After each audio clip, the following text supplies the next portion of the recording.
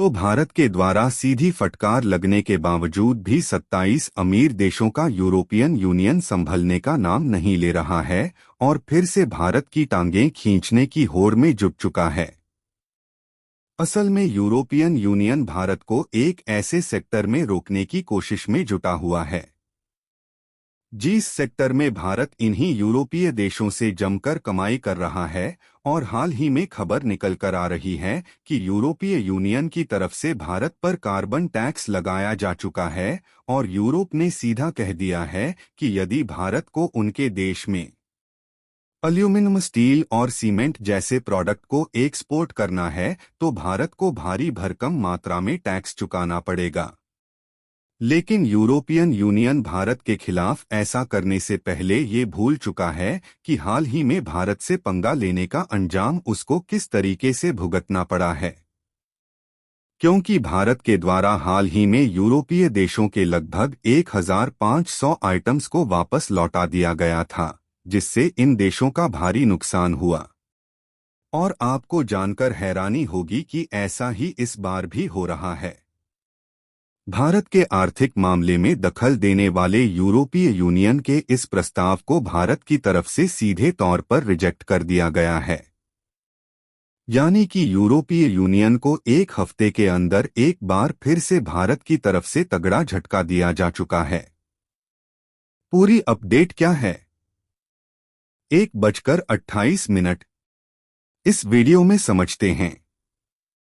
लेकिन आगे बढ़ने से पहले यूरोपीय देशों का भारत के खिलाफ भेदभावपूर्ण रवैया अपनाना उन पर ही भारी पड़ चुका है। इसके लिए वीडियो को एक लाइक करके चैनल को सब्सक्राइब जरूर कर लीजिए, क्योंकि यह आपके लिए 1 सेकंड का काम है, लेकिन इससे हमारी काफी बड़ी मदद होती है।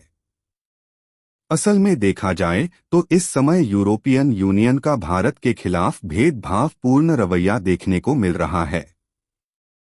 आपको बता दें, यूरोपियन यूनियन में 27 अमीर देश आते हैं जिनका व्यापार भारत के साथ काफी ज्यादा होता है और खासकर मसाले और अनाजों के साथ साथ स्टील, एल्यूमिनियम और सीमेंट के मामले में ये ज्यादातर भारत पे डिपेंडेंट है, जिसके कारण सभी प्रकार के मसाले और अनाज भारत के द्वारा इन देशों में एक्सपोर्ट किया जाता है।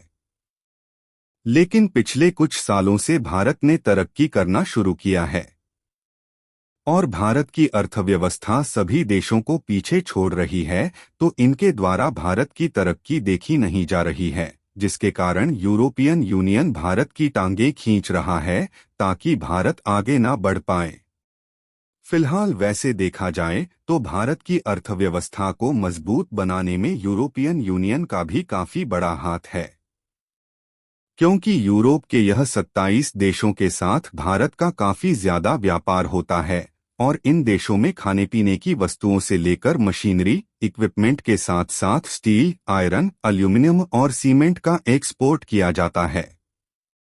लेकिन हाल ही में खबर निकल कर आ रही है कि यूरोपियन यूनियन की तरफ से उनके देश में इंडियन मैन्युफैक्चरर द्वारा एक्सपोर्ट हो रहे एल्यूमिनियम, आयरन, स्टील, सीमेंट और फर्टिलाइजर जैसे अन्य प्रोडक्ट पर कार्बन टैक्स लगा दिया गया था, जिसके कारण इंडियन मैन्युफैक्चरर को यूरोपीय देशों के साथ ट्रेड करने में काफी ज्यादा परेशानी का सामना करना पड़ रहा है।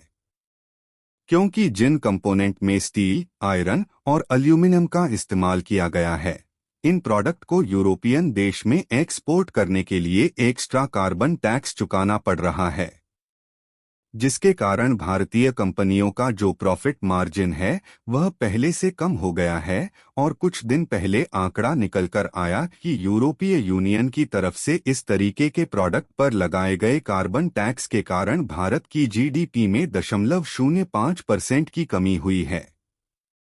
यानी कि देखा जाए तो इसका बुरा इम्पैक्ट कहीं ना कहीं भारत की अर्थव्यवस्था पर देखने को मिल रहा है। और भारत की पर इतना ज्यादा बड़ा इम्पैक्ट इसलिए देखने को मिल रहा है क्योंकि इस तरीके से जो भी प्रोडक्ट यूरोपीय देशों में एक्सपोर्ट किए जा रहे हैं उसके लिए 25% एक्स्ट्रा टैक्स देना पड़ रहा है, जिससे न सिर्फ इस तरीके के प्रोडक्ट महंगे हो रहे हैं बल्कि इसका ज्यादा नुकसान इंडियन मैन्युफैक्चरर को ही झेलना पड़ रहा है। आपको बता दें कि भारत ने यूरोपियन यूनियन से इस कार्बन टैक्स को कई बार घटाने की बातचीत भी किया, क्योंकि यह टैक्स कोई छोटा मोटा नहीं बल्कि अलग अलग प्रोडक्ट पर 25 से लेकर 35% के बीच में है।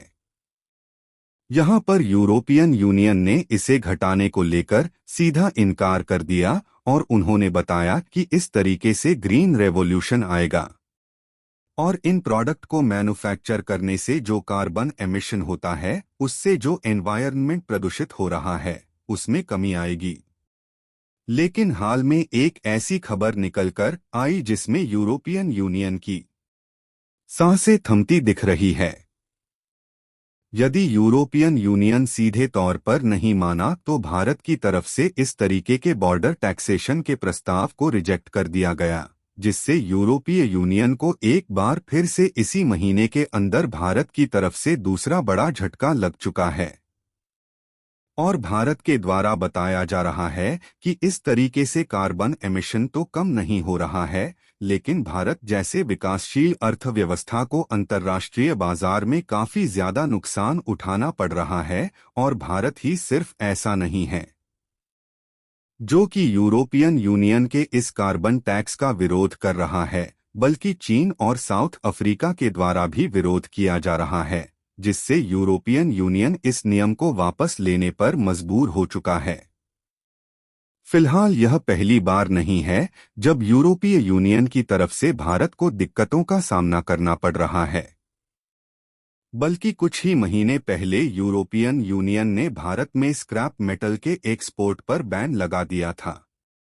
स्क्रैप मेटल की बात करें तो जो लोहे के कूड़े करकट वाले ढेर होते हैं, उन्हीं को स्क्रैप मेटल कहते हैं और भारत इन्हीं स्क्रैप मेटल यूरोपीय देशों से सस्ते दामों में इंपोर्ट करके इनका इस्तेमाल नए नए मेटल से बने कंपोनेंट और मशीनरी इक्विपमेंट को बनाने में कर रहा था। हालांकि इस पर भी भारत की तरफ से ऑब्जेक्शन लिया गया, लेकिन यूरोपियन यूनियन की तरफ से स्क्रैप मेटल्स का एक्सपोर्ट अभी भी चालू नहीं किया गया है। वैसे तो भारत यूरोपियन यूनियन से सीधे तौर पर पंगा नहीं ले सकता, क्योंकि भारत के लिए यूरोप दुनिया का दूसरा सबसे बड़ा एक्सपोर्ट डेस्टिनेशन है, जहां पर हर साल लगभग $100 बिलियन के सामानों को भारत अकेले एक्सपोर्ट करता है। लेकिन इन सब के बावजूद भी भारत ने कई सेक्टर में यूरोपीय यूनियन को की औकात दिखाई है, क्योंकि मसाले और अनाज दो ऐसी चीजें हैं जिनको ना चाहते हुए भी यूरोप को भारत से ही खरीदना पड़ता है। और जब भारत ने राइस एक्सपोर्ट पर बैन लगा दिया था तो यूरोप को भारत के सामने हाथ फैलाने पड़े। इसके बाद भारत की तरफ से यूरोपीय यूनियन को राइस का एक्सपोर्ट चालू किया गया।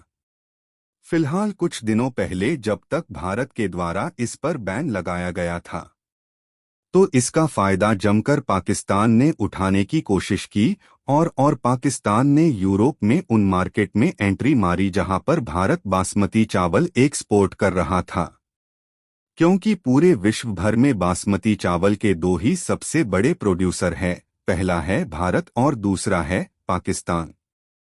लेकिन पाकिस्तान के बासमती चावल की क्वालिटी भारत के जितनी बेहतर नहीं थी, इसीलिए पाकिस्तानी बासमती चावल इस मार्केट में नहीं टिक पाए और भारत ने दोबारा यूरोपियन मार्केट में एंट्री मारी।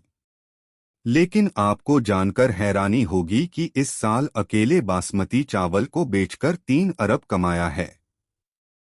बाकी आप लोगों को क्या लगता है कि यूरोप भारत के साथ अपने भेदभावपूर्ण रवैये को सुधारने वाला है या नहीं? अपनी राय कमेंट में जरूर बताएं। जय हिंद।